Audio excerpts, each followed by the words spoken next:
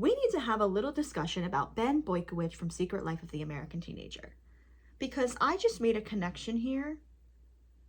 I watch a lot of content about, deconstructing the patriarchy, men being men, men be menning, and Ben Boykewich is an example of that, okay? And unlike most men, Ricky Underwood, and he had a lot of issues at the beginning of the show, and this is evident. There's no ifs, ands, or buts. We have to hold him accountable for it. He actually did the fucking work to become a better person in a way no other man on that show does. But I wanted to take a second and explore the idea of the nice guy. The connection I made was that there are several instances that Ben Boykewich prides himself on being the nice guy. So if we recall in the beginning of the show specifically, I do believe that Ben referred to seeing Amy in the hallway like she would be a good starter girlfriend, which we're not even getting into that bit, okay? But what I want to say is we know in the beginning of the show, Ricky was established, right? He had a lot of childhood trauma, right? He was sexually abused by his father. He witnessed a lot of domestic violence. His mother was on drugs, etc., right? We can understand that he has had a traumatic childhood, right? That doesn't excuse his actions, though. He was sleeping around with women and telling them he loved them to get them into bed, yada, yada. He was not a great partner. And we can especially see this even with Adrian and Ricky, right? Where, they seem to really like each other, but, they really just kept hurting each other, right? Not that they had, an official relationship, but, they very much cared, right? They were toxic together. And essentially where this relates to Ben is the rich bitch, number one. He's a spoiled brat. He hasn't learned any lessons. He is the worst kind of boy there is, okay? What I always say about Ben is that when Amy gets pregnant, right? Or she was pregnant, rather. Ben takes it, as well as a 15-year-old could, right? He thinks, oh, I'm still going to be with her, right? He kind of is almost getting, even with Amy, oh my God, I'm making this connection now, feeling good about himself, that he's better than or can hold himself in higher esteem to other people, right? And that Amy needs his help, or he's better than Ricky, right? At least he's not Ricky, is what he kind of banks on. Which we flash forward to the scene where he says, "You're my whore." Ben proposes to Amy, and then they get fake IDs to try to get married. Like that was gonna work, y'all. I don't know. This show, we can't even get into the ridiculousness of this show, okay? We're just talking about the seriousness of Ben's nice guy attitude, right? He prides himself on that. He really likes Amy. Oh, I'll help out with John. Oh, I love John. Oh, I miss John. But notice how he's all talk. He talks the talk, he doesn't walk the walk. It's about what? Oh, here, Amy, here's what I can provide for you. Money, I'll take care of you. Of course, Leo's like, honey, that ain't your money. Honey, that ain't your money. You're not the sausage motherfucking king like Leo Boykewich. That ain't your money. You can't touch that money yet, honey. But Ben wants to offer Amy all these things, right? It makes him feel powerful that he could offer this to Amy. Now, granted, is he actually offering any of this to Amy? No. Now, Leo Boykewich has been very kind. He's the one with the money, right? So all the kindness that's extended is through Leo, right? Because Leo, the father of Ben, actually has the resources to do this, right? And it's very nice that they were able to, kind of break the stigma-ish of a teen being pregnant, right? From an outside, before you get into the details, it can look that way, right? But like I said, Ben is using this to feel powerful. He never actually shows up in this way, right? Where if you were someone, and granted, he was 15 and he was a kid, so it's not like I expect him to do this, but it's very clear how his character uses these things to kind of uplift himself, right? What 15-year-old is going to be like, yeah, I'll be the father of someone else's kid, right? So it gives him this kind of feeling of powerfulness, right? But he never actually does any of that, right? I think the only time that Ben changed John's diaper, John peed on him. So actually, John was so real for that. Who remembers when they sang John Jacob Jingleheimer Schmidt after Amy gave birth? My point here is that you're all talk. Nice guys are all talk. To actually, right, let's explore this idea. To actually show up, right, It's not just in what you say, right? I believe in your rights. I respect you, right? How do you show that?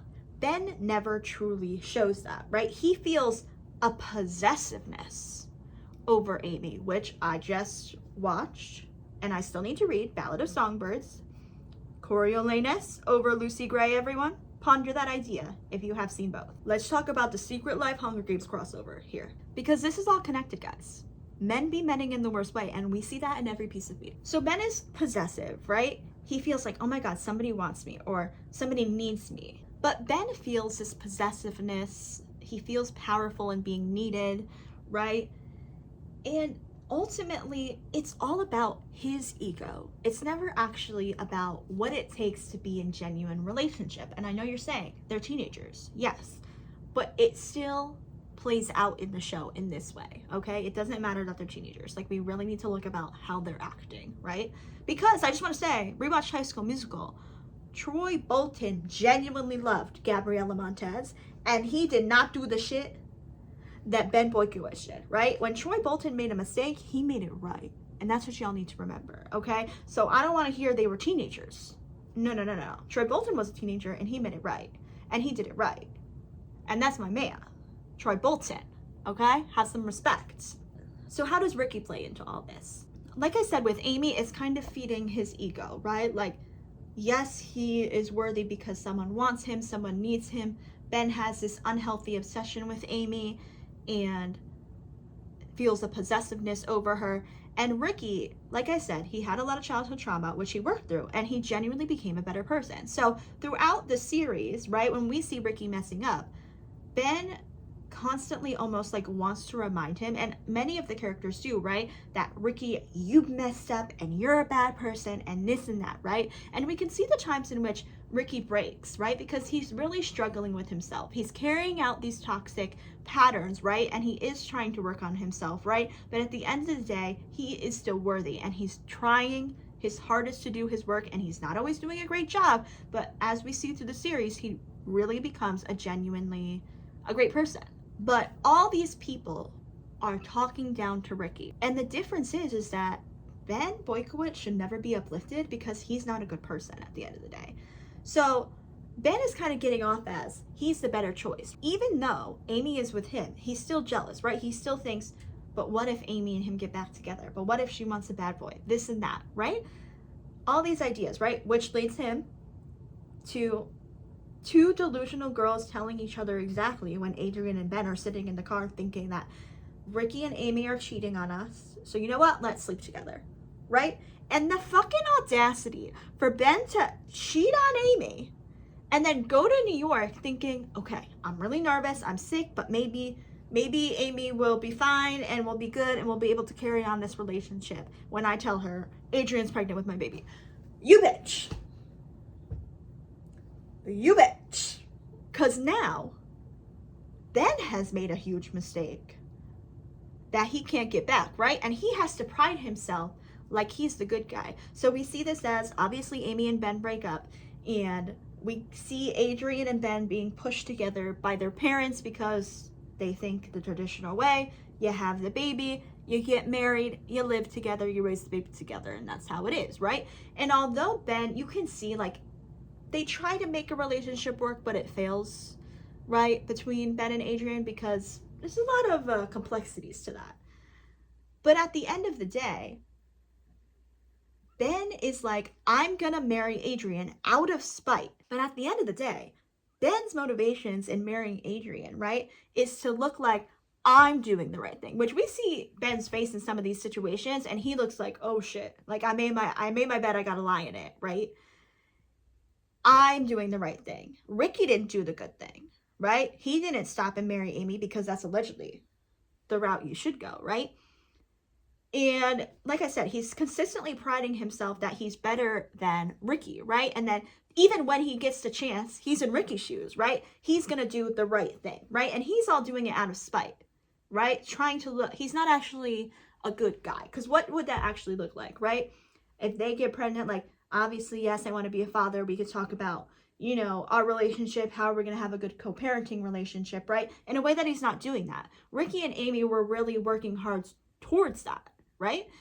and seeing them get along, right, in this co-parenting relationship for the better of John, which is what ultimately Amy and Ricky wanted, right, is making Adrian and Ben jealous because they think, oh my God, they're getting along and they're going to couple up. But that's not what was happening. Yes, they do couple up later, but that's not the point. And we see this in the same scene I'm referring to where Ben is kind of saying his plan to his dad, right? And his dad is like, no, you don't fucking do that. Which is crazy because Leo was pushing all of this on Ben as well. So at least maybe he was able to be a little reflective in that moment as a father. But at the end of the day, when Ricky goes to visit Amy in New York, right? And remember, New York is where Ben went and said, Adrian's pregnant with my baby. Right? He's jealous of Ricky possibly getting an opportunity to get with Amy, right? Amy, and Ricky, as much as they have their issues, right? They really are trying to be like, how in some realm can we be sort of mature about this, because we actually do have to get serious, like, about raising our son and like how we can, be better co-parents at the end of the day. Obviously, Amy's trying to weigh, okay, do I maybe like, the baby daddy? Like, would that be something that'd be really great for John, right? If he could have both of his parents together, right? That would be the traditional way. That'd be amazing if that worked out. Obviously, it didn't work out at the end, right? But he's so jealous, right? He's jealous because A, he doesn't have the girl. He feels possessiveness, right? He's jealous that Ricky is being seen in a better light because Ben is relying on the fact that he was the nice guy, right? Even before he made that big mistake, he still was never actually the nice guy, right? And we also see Ricky's being a better person. And also, Ricky's also getting a lot of love from Leo, his father. So I think the jealousy also is tied into there, right? Where Leo really took Ricky under his arms because he could see, kind of the underdog that he was, and that he didn't have a lot of privileges in his life, but he genuinely is trying to make a better change. And yes, he's going to make mistakes along the way, but he really did become a standout guy at the end. Ricky Underwood, character development, chef's kiss. If Brenda Hampton did one thing right, okay, it's Ricky Underwood's character development, okay? So that alone, and anything else does not get an applause from me. And later on in the series, we see, Ricky and Amy get together, and Ben's still jealous. Even when Amy starts to, really start to take stock of her life and see where she's at, what she actually wants. Does she actually want to marry Ricky, right? Amy is kind of having, it makes sense, right? You're looking back at your past relationships. What did I like? Did I like him, or did I like, what were the positive things I liked? In kind of saying, what do I want in a relationship? Does this relationship I'm in give that to me now? Was it my past relationship? I'm kind of taking details down and figuring that out for myself, what I would want if this is what I want, right? That makes a lot of sense to reflect and kind of think about what I actually want. Because we see Amy learn motherhood kind of robbed her of some things. And, she didn't get the same progression that everyone did because she had to stop and be a mother. And she didn't have the time to think, what do I want for myself, right? Because she's responsible for another human being now. So we see Amy start to kind of deconstruct this idea of motherhood, and that it may not have to be. She doesn't have to sacrifice, what she wants in a relationship, or what she wants for her dream, which is the French horn. That we don't see her play, by the way. I need to see Amy being good at the French horn. But nevertheless, I am not gonna step on your gown, Amy Jurgens. If you want to do the French horn queen, I'm gonna let you rock with that. Ben Boykewich hacks into Amy's e-diaries, okay, to see that she's questioning all of this, right? And Ben is obviously brought up. And her password happened to be wings, if I'm not mistaken. And the wings they shared during Amy's pregnancy. So you see how Ben is delusional? Is everyone seeing this? Or was it wings to fly, to break free of the shackles that is motherhood and the status quo? So are we seeing all the things that Ben Boykewich is doing? He's delusional. He's priding in himself on that he's better than other people. And so then when Ricky becomes a better person, he can't do that anymore. And that's why he agitates Ricky. So when Ricky comes back from New York and Ben's like, what'd you talk about? What'd you talk about? What'd you talk about? Right? Eventually, Ben got so agitated trying to get a rise out of Ricky, right? Trying to say, no, I want to know what you talked about, right? And I want to show that I can agitate you into doing the wrong thing because you're the bad guy. I'm the good guy. And Ben gets fired. The sausage prince is in the wrong, right? He can't pride himself on being the good guy because he never was. Because he doesn't actually know what that means and what it looks like, right? Where we see Ricky, right, who has cheated on all his partners before and he's made a lot of mistakes and he has to be held accountable for those mistakes, right? But what we want from when people make mistakes, right, that hurt other people, is we want them to become better people, right? We're not here to push them into eternal suffering, right? Send Ricky to hell and never let him up. He had childhood traumas that caused him to act a certain way. It's not an excuse. We're just trying to understand the story. And he was going to therapy. Granted, his therapist breaking a lot of HIPAA laws, but we can't even get into that. He goes to therapy. He's doing the work. He still is actively making mistakes. Sometimes he makes good choices, sometimes bad. But nobody's perfect. I got to work it again and again till I get it right. Am I right or am I right? And he becomes a better person in the end. And we see this genuine character development in when he meets Clementine. Him and Clementine used to be in foster care together, right? And there's kind of this like flirtation, right? And he's starting to have feelings for Clementine. And he has a dream about Clementine.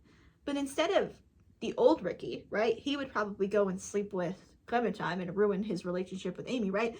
He really sat with it and tried to figure out his feelings, right? And Amy was also having feelings, of breaking free of like what motherhood actually is, right? And taking her life back.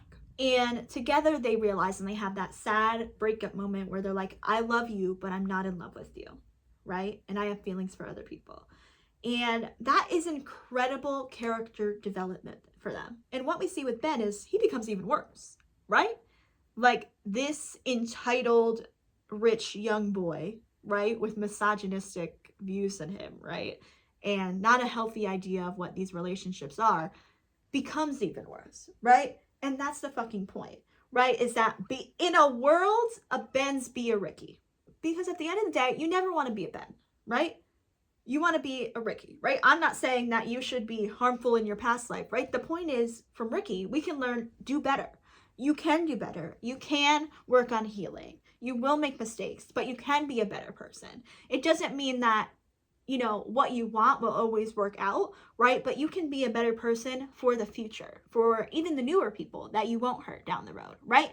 That is the fucking point.